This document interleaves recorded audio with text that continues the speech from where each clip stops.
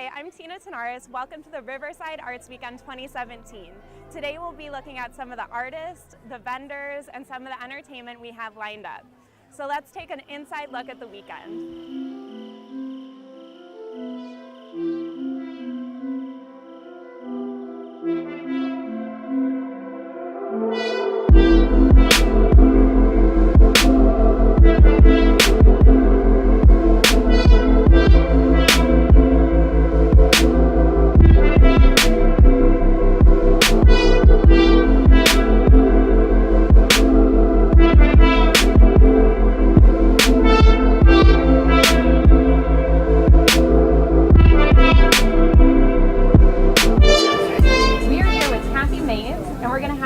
Tell us a little bit about her art that she has. Thank you for joining us. Yeah, could you tell us a little bit about your art and what you have here? I have developed a technique of I make earthenware functional pottery. And the decoration technique that I've developed is an adaptation from ancient book art marbling. And so what I've done is I've adapted that by creating oil paints with ceramic pigments and creating a special bath and really totally changing the process so that I can make that record of that liquid moment on pottery. I like it's dynamic and also complex, like something out of nature, like a tree or a rock.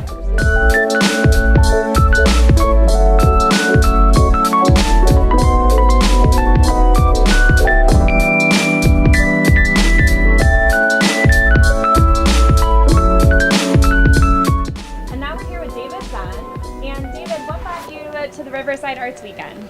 Oh, well, you know, I'm an artist in Moline, Illinois, and I do art fairs around the state and, you know, the Midwest. And I ran across this on one of the sites where we pick our art fairs, and I decided I'd give it a try. I've never been to this fair before. This is my first year here. Can you tell us a little bit about your art here? Yeah, well, I create, as you can see, imaginative sculptures, and most of them are ceramic. And I tell people this all the time, I have to talk about it all the time, but I create them kind of on an intuitive level. I kind of do what kind of comes to mind. Sometimes I have a plan or a drawing that I work from, but even that is just kind of, you know, just comes from my imagination. And then as I build things, they might change a little bit and all that, but they're kind of surrealistic and imaginative, and people use the word interesting a lot. You know, I know a lot of different art and history and stuff like that, so I guess my inspiration comes from things other artists do, and inspires me to maybe do things my own way, of course. But you know, I sculpt people and figures, and many of the great artists throughout history have found the human figure to be a great thing to sculpt, and that's kind of my main subject matter. I don't think I have any piece out here that's not got a person in it, so I do artwork about people.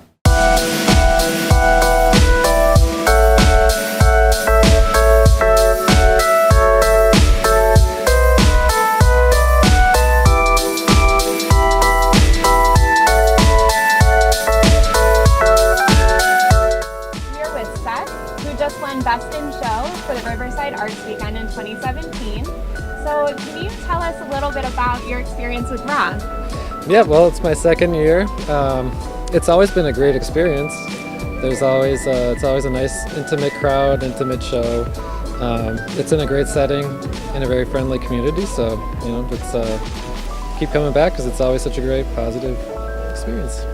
Can you tell me a little bit about your art and what you bring to the show? Absolutely. Yeah, so I make jewelry. I use silver and 18 karat gold to make everything. It's all hand fabricated. Each piece is handmade. There's no reproductions or anything like that. It's all one of a kind original artwork. Yeah, I use recycled materials too, so everything's been repurposed. I try to use ethically sourced stones also. You know, my inspiration really ranges lately. It's been anything from origami to a lot of animals too. I'm doing a lot of animal stuff. Yeah, I've been doing this for 15 or 16 years now, so that's all I've ever really wanted to do. Well, thank you so much, and congratulations again. Thanks very much.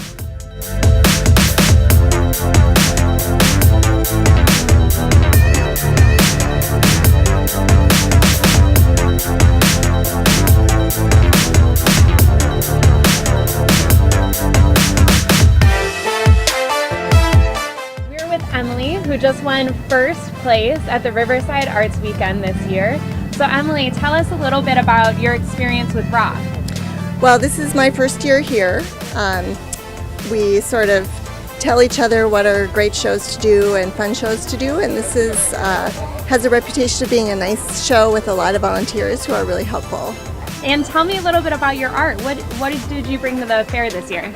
I am a wet felter, and so I work with wool that is sheared from a sheep or a llama or alpaca and washed, but not spun into yarn yet. And so I work with those raw fibers and turn them into different products, from rugs and planters all the way to wraps and shawls.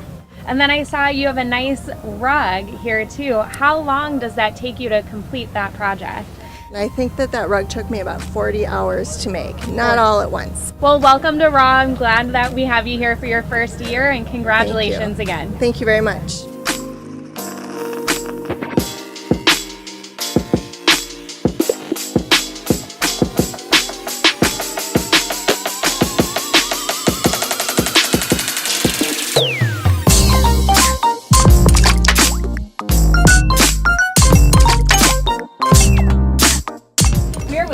Today at the Riverside Arts Weekend, who won an award already today.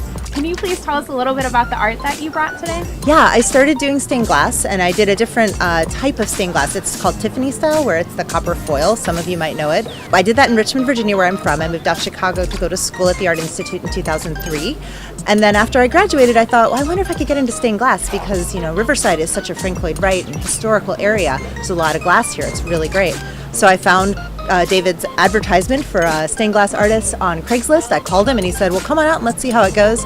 And he taught me how to do all of this painting work that I do. He taught me how to do the leaded form of stained glass. So really, he's been just an awesome teacher and mentor for me for the last 10 years. Perfect. Well, thank you so much, and thank you for being a part of the Riverside Arts Weekend. Thank you. I'm looking forward to next year.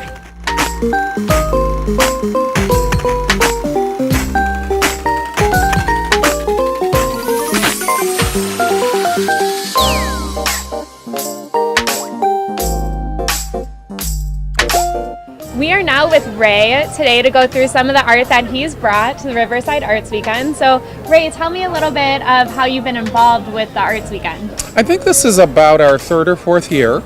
Actually, we came back this year. They actually gave us an award of excellence. Congratulations. Thank you so much. We do a very unusual, very niche product. And what we do is take album covers from the 1950s, 60s, 70s, and 80s, the kind that your parents would have had, and we create a one-of-a-kind tote or art piece for the home. It does either or. 50% of the clients will use it for their LP collection, or if you pan over here and see the guest towels in the rock and roll tote, the other percentage carries it. So it's a one-of-a-kind piece. And we do each and every one as a unique creation. Perfect. How long does it take you to make one of these?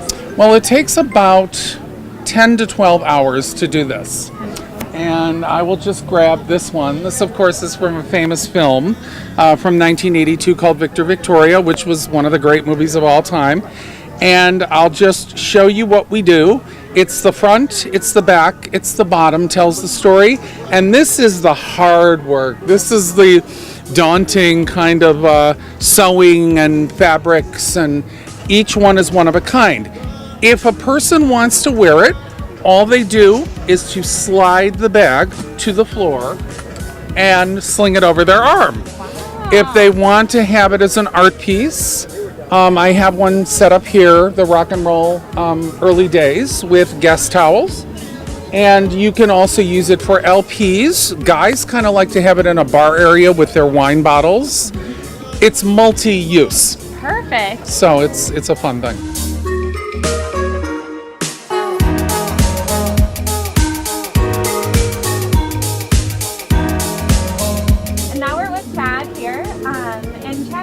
A little bit about your artwork. What do you have for us today? What I do is really old traditional printmaking. I do relief block printing either out of linoleum or wood. It's kind of the first way people started to reproduce books and work and artwork and stuff like that, making it more affordable for everybody. But I learned about it in college about 8 years ago and kind of ran with it. And a friend of mine said, hey, you do stuff that nobody else does. You should try to sell it. So here I am. Perfect. Well, welcome. Thank you, thank you. How long of a process is it to get through a final piece of art? It all depends on the size and the detail. Like some of my work is a lot less detailed, and those go a lot faster, obviously, but they're made for more printing on fabric and shirts and stuff. The more detailed stuff can take, my largest piece, which is right behind you, it actually took well over 200 hours to draw out, carve, roll ink, press, and everything, all the whole works. Wow, Yeah. that's great. Where do you find your inspiration for this? The one thing that I think makes me more unique than other printmakers, there still are a few doing this, probably count them on one hand, but I like to involve the pop culture with the old technique. So I like a mixture of that old technique and process and then mix it with today's pop culture. Yeah, that's what I like to do. Perfect. Well, thank you so much for coming to Raw. Thank you very much.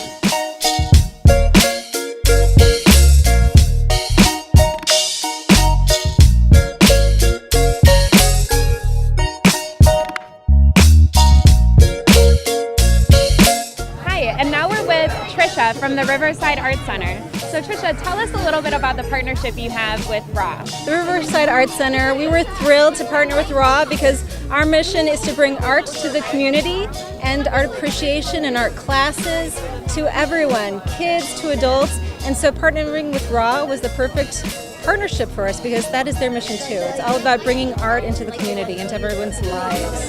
What are you guys doing here at the tent? I see there's an activity going on. What are you guys doing?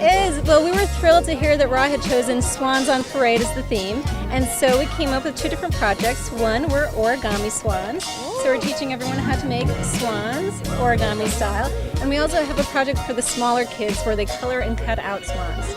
That's great. It's been wonderful. Well received. People are having a blast. We have a whole herd of swans back there. Oh It's my been gosh. really fantastic. Perfect. Well, thank you so much, and thank you for your partnership with RAW. That's our pleasure. Thanks for interviewing.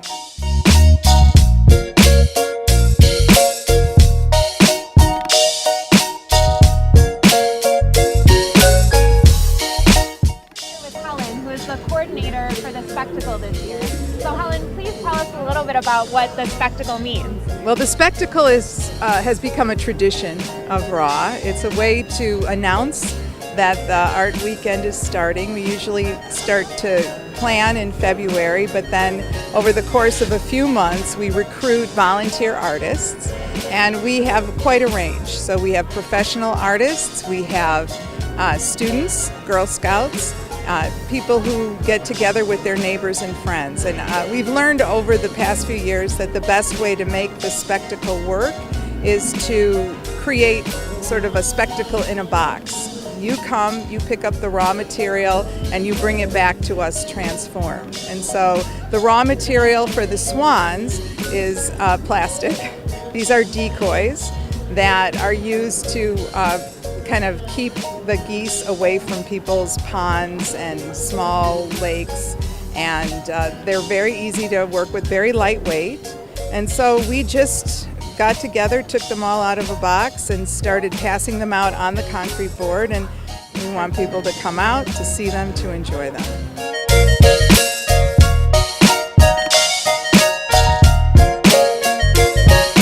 Now that you've seen a little bit about the Riverside Arts Weekend, we hope to see you next year. There's so much more to see. I'm Tzinares, and I'll see you there.